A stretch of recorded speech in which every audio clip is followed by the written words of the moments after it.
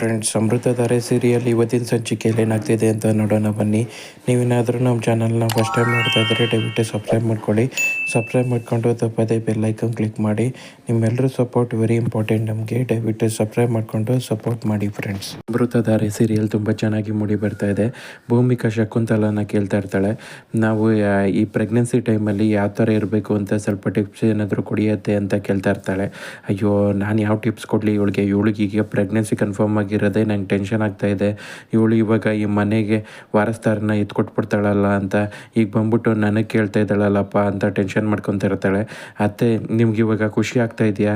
ಇವಾಗ ನನಗೆ pregnancy confirm ಆಗಿರೋದ್ರಿಂದ ಈ ಮನೆಯಲ್ಲಿ ಉಳಿದವ್ರಿಗೆ ಅದೇ ಅಪೇಕ್ಷಾ ಮತ್ತು ಜಯದೇವು ಮತ್ತು ಮನೆಯವ್ರಿಗೆ ಅವ್ರಿಗೆಲ್ಲರಿಗೂ ಮಗು ಆಗುತ್ತಲ್ಲ, ನೀವು ಮುಂಚೆ ನಿಮ್ಗೆ ಅದೇ ಚಿಂತೆ ಆಗಿತ್ತಲ್ಲ, ಇವಾಗ ನಿಮಗೆ ಸಮಾಧಾನನ ಅಂತ ಕೇಳ್ತಾ ಇರ್ತಾಳೆ. ಹೌದಮ್ಮ, ನಾನು ಮನಸಾರಿ ಹೇಳ್ತಾ ಇದ್ದೀನಿ, ನನಗೆ ತುಂಬ ಸಮಾಧಾನ ಆಗ್ತಾಯಿದೆ. ಯಾಕಂದರೆ ನಿಮ್ಮಿಬ್ಬರಿಗೂ ಮಗು ಆಗ್ತಾ ಇರೋದ್ರಿಂದ ಅವ್ರಿಗೇನು ತೊಂದರೆ ಇಲ್ಲ, ಅವ್ರಿಗೂ ಮಗು ಆಗುತ್ತೆ, ಎಲ್ಲರಿಗೂ ಒಳ್ಳೇದಾಗುತ್ತೆ, ನನಗೆ ತುಂಬ ಸಂತೋಷ ಅಂತ ಹೇಳ್ತಾ ಇರ್ತಾಳೆ. ಏನಾದರೂ ಟಿಪ್ಸ್ ಇದ್ದರೆ ಕೊಡಿಯತ್ತೆ ಅಂತ ಕೇಳ್ತಾ ಇರ್ತಾಳೆ. ಮತ್ತೆ ನಾನು ಯೋಚನೆ ಮಾಡಿ ಹೇಳ್ತೀನಮ್ಮ, ನಂಗೆ ಸ್ವಲ್ಪ ಟೈಮ್ ಕೊಡು ಅಂತ ಹೇಳ್ಬಿಟ್ಟು ಭೂಮಿಕಾನ ಕಳಿಸ್ತಾಳೆ. ಭೂಮಿಕಾ ಹೋದಾದ್ಮೇಲೆ ಶಕುಂತಲ ಅವ್ರ ಅಣ್ಣ ಬರ್ತಾನೆ. ನೋಡಿದ್ಯಾನ, ಇವಳು ನನ್ನ ಹತ್ರನೇ ಬಂದುಬಿಟ್ಟು ಪ್ರೆಗ್ನೆನ್ಸಿ ಟೈಮಲ್ಲಿ ಹೇಗಿರಬೇಕು ಅಂತ ಟಿಪ್ಸ್ನೆಲ್ಲ ಕೇಳ್ತಾಳೆ.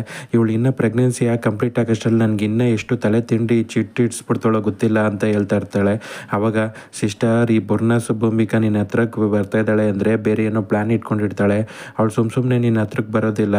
ಇವಳು ಇವಾಗ ಪ್ರೆಗ್ನೆನ್ಸಿ ಫುಲ್ ಕಂಪ್ಲೀಟ್ ಆಗಿ ಅವಳು ಮಗ ಏನಾದರೂ ಈ ಮನೆಗೆ ಬಂದ್ಬಿಟ್ಟ ಅಂದರೆ ಮುಗೀತು ಕತೆ. ನಿನಗೂ ನಿನ್ನ ಮಗಂಗೂ ಅಷ್ಟೇ. ಅವಳಿಗೆ ಏನಾದರೂ ಒಂದು ಕತೆ ಕಾಣಿಸ್ಬೇಕು ಸಿಸ್ಟರ್. ನೀನೇ ಹೇಳ್ತಿದ್ದೆಲ್ಲ ಅವಳನ್ನ ಹೆಂಗಾದರೂ ಮಾಡಿ ಮುಗಿಸ್ಬಿಡ್ತೀನಿ ಅಂತ. ಅದ್ರ ಬಗ್ಗೆ ಯೋಚನೆ ಮಾಡು, ಇಲ್ಲಾಂದರೆ ತುಂಬ ಕಷ್ಟ ಆಗುತ್ತೆ ಅಂತ ಹೇಳ್ತಾ ಇರ್ತಾನೆ. ಜೀವ ಬೇಜಾರು ಮಾಡ್ಕೊಂಡು ರೂಮಲ್ಲಿ ಕೂತಿರ್ತಾನೆ. ಅಲ್ಲಿಗೆ ಮಹಿಮಾ ಬರ್ತಾಳೆ. ಜೀವ ಬೇಜಾರು ಮಾಡ್ಕೊಂಬೇಡ ಅತ್ತೆ ಮಾವ ಸ್ವಲ್ಪ ಕೋಪದಲ್ಲಿ ಆ ಥರ ಮಾತಾಡ್ಬಿಟ್ರು, ನೀನು ತಲೆ ಕೆಡ್ಸ್ಕೊಂಬೇಡ ಕಣೋ ಅಂತ ಹೇಳ್ತಾ ಇರ್ತಾಳೆ. ಆವಾಗ ಎಲ್ಲ ನಿನ್ನಿಂದನೇ ಆಗಿದ್ದು, ನಮ್ಮಿಬ್ಬರ ಮಧ್ಯೆ ಇದ್ದ ವಿಷಯನ ನಿನ್ನ ಅಪ್ಪನವ್ರಿಗೂ ಏನಕ್ಕೆ ತಗೊಂಡೋದೆ? ಅವ್ರಿಗೆ ನೀನು ಹೇಳಿದ್ಕೆ ತಾನೇ ಇಷ್ಟೆಲ್ಲ ಆಗಿದ್ದು.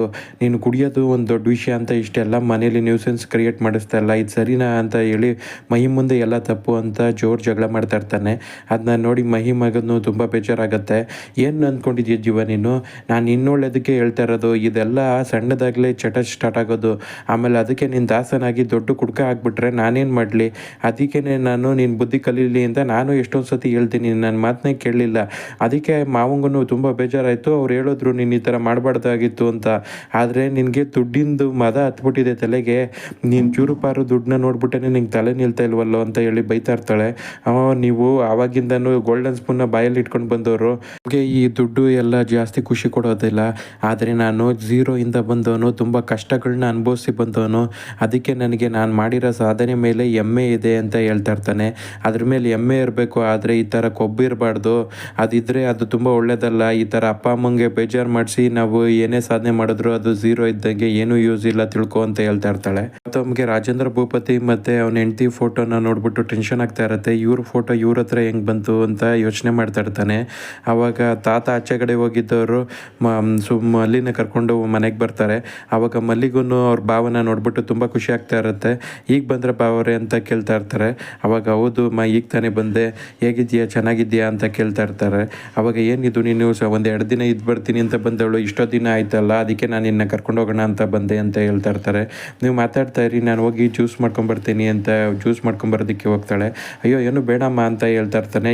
ಇರಿ ಬಾವರೇ, ನಾನು ಮಾಡ್ಕೊಂಬರ್ತೀನಿ ಅಂತ ಹೋಗಿ ಜ್ಯೂಸ್ ಮಾಡ್ಕೊಂಬರೋದಕ್ಕೆ ಅಂತ ಹೋಗ್ತಾಳೆ. ಆವಾಗ ತಾತನ ಗೌತಮ್ ಅವ್ರು ಕೇಳ್ತಾ ಇರ್ತಾರೆ, ನೀವು ಇಲ್ಲಿ ಕೆಲಸ ಮಾಡೋದಕ್ಕೂ ನೀವು ಮುಂಚೆ ಎಲ್ಲಿ ಕೆಲಸ ಮಾಡ್ತಾಯಿದ್ರಿ ಅಂತ ಕೇಳ್ತಾರೆ. ನಾನು ಬೆಂಗಳೂರಲ್ಲಿ ಕೆಲಸ ಮಾಡ್ತಾಯಿದ್ದೆ ಅಂತ ಹೇಳ್ತಾರೆ.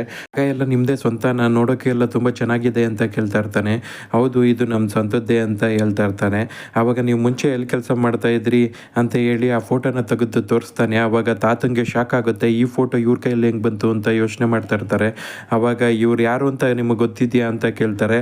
ಹೌದು, ಇವ್ರ ಹತ್ರನೇ ನಾನು ಮುಂಚೆ ಕೆಲಸ ಮಾಡ್ತಾಯಿದ್ದೆ ಅಂತ ತಾತ ಹೇಳ್ತಾರೆ. ಹೌದಾ, ನೀವು ಇವ್ರ ಮನೇಲಿ ಕೆಲಸ ಮಾಡ್ತಾಯಿದ್ರಾ? ಹಾಗಾದರೆ ಇವ್ರಿಗೂ ಈ ಹೆಣ್ಮಗಳು ಫೋಟೋಗೂ ಏನು ಸಂಬಂಧ ಅಂತ ಕೇಳ್ತಾ ಇರ್ತಾರೆ. ಆವಾಗ ತಾತ ಹೇಳ್ತಾರೆ, ಈ ಹೆಣ್ಮಗಳೇ ಅವ್ರ ಮಗಳು ಅಂತ. ಅದನ್ನ ಕೇಳಿ ಗೌತಮ್ಗೆ ಶಾಕ್ ಆಗುತ್ತೆ. ಹಾಗಾದರೆ ಮಲ್ಲಿ ಬಂದು ರಾಜೇಂದ್ರ ಭೂಪತಿ ಮಗಳ? ಅಯ್ಯೋ ಅಂತ ಟೆನ್ಷನ್ ಮಾಡ್ಕೊತಾ ಇರ್ತಾನೆ. ಇವಳ ಮಗಳು ಅಂತ ಗೊತ್ತಿದ್ರೆ ನಾನು ಜಯದೇವ್ಗೆ ಮದುವೆನೇ ಮಾಡಿಸ್ತಾ ಇರಲಿಲ್ಲ, ಇದು ಎಂಥ ಕೆಲಸ ಆಗೋಯ್ತು ಅಂತ ಟೆನ್ಷನ್ ಮಾಡ್ಕೊತಾ ಇರ್ತಾನೆ. ಜ್ಯೂಸ್ ಮಾಡ್ಕೊಬಂದು ಕೊಡ್ತಾಳೆ. ಕುಡ್ದಾದ್ಮೇಲೆ ಗೌತಮ್ ನಡಿಯಮ್ಮ ನಾವು ಹೊರಡೋಣ ಅಂತ ಹೇಳ್ಬಿಟ್ಟು ಮಲ್ಲಿನ ಕರ್ಕೊಂಡು ಮನೆಗೆ ಹೋಗ್ತಾನೆ. ಮನೆಗೆ ಹೋದ್ಮೇಲೆ ಮಲ್ಲಿ ವಿಷಯನ ಮನೆಯವ್ರಿಗೆ ಹೇಳಿ ಅವಳು ರಾಜೇಂದ್ರ ಭೂಪತಿ ಮಗಳು ಅನ್ನೋ ವಿಷಯನ ಎಲ್ರ ಮುಂದೆ ಹೇಳ್ತಾನೆ ಗೌತಮು.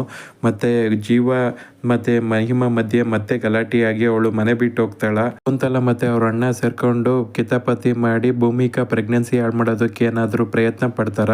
ಏನಾಗುತ್ತೆ ಅಂತ ಕಾದು ನೋಡಬೇಕು ಫ್ರೆಂಡ್ಸ್. ಇದು ಇವತ್ತಿನ ಸಂಚಿಕೆಯ ಸಣ್ಣ ಝಲಕ್ಕು. ನೀವೇನಾದರೂ ನಮ್ಮ ಚಾನಲ್ನ ಫಸ್ಟ್ ಟೈಮ್ ನೋಡ್ತಾ ಇದ್ದರೆ ದಯವಿಟ್ಟು ಸಬ್ಸ್ಕ್ರೈಬ್ ಮಾಡ್ಕೊಳ್ಳಿ. ಸಬ್ಸ್ಕ್ರೈಬ್ ಮಾಡ್ಕೊಂಡು ತಪ್ಪದೇ ಬೆಲ್ ಐಕಾನ್ ಕ್ಲಿಕ್ ಮಾಡಿ. ನಿಮಗೆ ನಮ್ಮ ಸಂಚಿಕೆಗಳು ಇಷ್ಟ ಆಗ್ತಾಯಿದ್ರೆ ದಯವಿಟ್ಟು ಲೈಕ್ ಮಾಡಿ. ಹಾಗೆ ನಿಮ್ಮ ಒಪಿನಿಯನ್ಸ್ನೆಲ್ಲ ಕಮೆಂಟ್ ಬಾಕ್ಸಲ್ಲಿ ತಿಳಿಸಿ ಫ್ರೆಂಡ್ಸ್. ಕುಂತಲ ಮತ್ತು ಅವ್ರ ಅಣ್ಣ ಇಬ್ಬರು ಸೇರಿಕೊಂಡು ಭೂಮಿಕಾ ಪ್ರೆಗ್ನೆನ್ಸಿನ ಹಾಳು ಮಾಡಬೇಕು, ಅವಳನ್ನ ಈ ಭೂಮಿಲೇ ಇಲ್ಲದೇ ಇರೋ ಥರ ಮಾಡಬೇಕು ಅಂತ ಪ್ಲ್ಯಾನ್ ಮಾಡ್ತಾ ಇರ್ತಾರೆ. ನೀವೇನೇ ಪ್ಲ್ಯಾನ್ ಮಾಡಿದ್ರು ಭೂಮಿಕಾನು ದಡ್ಡಿ ಅಲ್ಲ, ಅವಳು ಬುದ್ಧಿವಂತೇನೆ. ಅವಳ ತಲೆಯಲ್ಲೂ ಸ್ವಲ್ಪ ಬುದ್ಧಿ ಇದೆ. ಅವಳನ್ನ ನೀವು ಹೊಡೆಯೋದು ಅಷ್ಟು ಈಸಿ ಇಲ್ಲ. ಇದ್ರ ಬಗ್ಗೆ ನಿಮ್ಮ ಒಪಿನಿಯನ್ಸ್ನ ಕಮೆಂಟ್ ಬಾಕ್ಸಲ್ಲಿ ತಿಳಿಸಿ ಫ್ರೆಂಡ್ಸ್. ಮುಂದಿನ ಸಂಚಿಕೆಯೊಂದಿಗೆ ಮತ್ತೆ ಭೇಟಿ ಆಗೋಣ. ನಿಮ್ಮೆಲ್ಲರ ಸಪೋರ್ಟ್ ಯಾವಾಗಲೂ ಹೀಗೆ ಇರಲಿ. Thank you.